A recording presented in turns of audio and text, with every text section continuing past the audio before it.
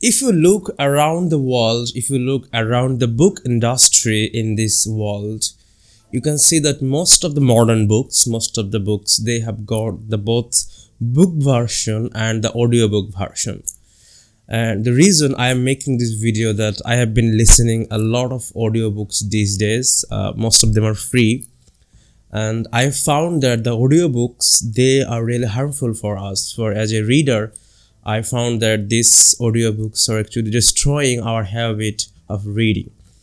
Because when you are listening to an audiobook, you are just hearing the context of the book, the narrator of the books. He or she is just reading the book into your ears, and he is delivering the content so speedy that you barely get a chance to think about the word, to think about the sentence. But when you actually read a book on your hand, you can go through word by word. You can stop your reading and think for an hour for a specific word, for a specific sentence. And the major part of reading, when you are reading a chapter, when you're reading a sentence or a word, you can build your own book, you can build your own chapter, own several chapter from that thought of the book, from that thought of the article. But when you are listening to audiobooks, you barely get the chance to do that.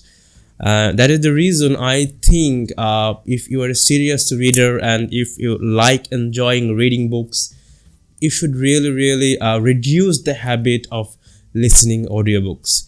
And speaking of audiobooks, I have been hearing most of them as self-help books, and the fundamental and the thought that actually making me crazy is that most of the self-help books, they're actually not helpful actually. So they call them self-help books, but those books are actually not that much helpful that you thought that it would be. And I found it fascinating that those self-help book writers or those authors, they wrote those books or they made those content not that they are gonna help you, but because what I believe is at that time when they wrote that book, they actually needed some self-help, and they just written their own thoughts just to get out of those thoughts, and they printed them as a book. So those self-help books are actually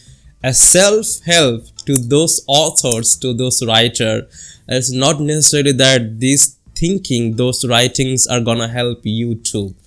So yeah, we need to reduce the number of listening the audiobooks. And if you are seriously into some self-help books, do not get too much into that, because self-help books are actually not for you. They are not gonna make you feel better, because those writers, they wrote those books while they needed some self-help.